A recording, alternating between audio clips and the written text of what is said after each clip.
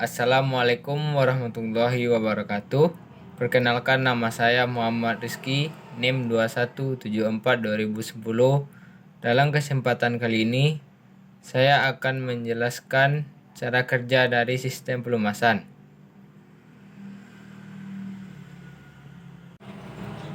Saat mesin mati, semua oli yang ada akan ditampung ke dalam oil pan. Sebagian kecil lainnya ada yang bertahan di dalam main galeri oil cooler, filter oli, dan oil pump. Setelah mesin di-starter atau hidup, maka mesin akan memutar pompa oli. Akibatnya, oli mesin mulai dihisap masuk ke dalam pompa oli melalui oli strainer. Oli strainer akan menyaring oli yang masuk pertama kali dari kotoran-kotoran kasar dalam bak penampung oli sehingga pompa oli terhindar dari kerusakan. Selanjutnya pompa oli akan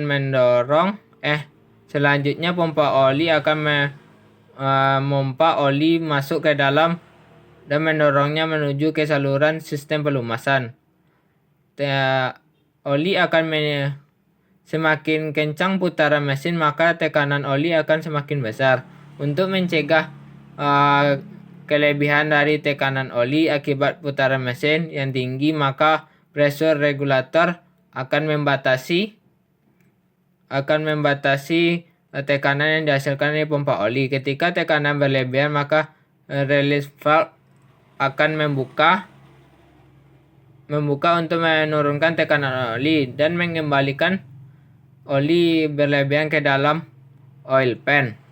Oli mesin akan masuk ke dalam filter oli untuk menyaring kotoran yang lebih halus. Dengan begitu, maka oli mesin akan menjadi bersih.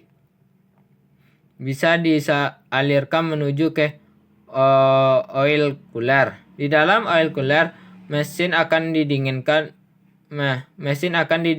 suhunya terlebih dahulu. Prosesnya itu ada yang menggunakan air radiator ataupun langsung dengan udara. Setelah suhunya sudah dingin, selanjutnya oli akan masuk dan dialirkan kembali menuju main galeri cylinder block. Di dalam main galeri cylinder block, oli akan disalurkan menuju ke crankshaft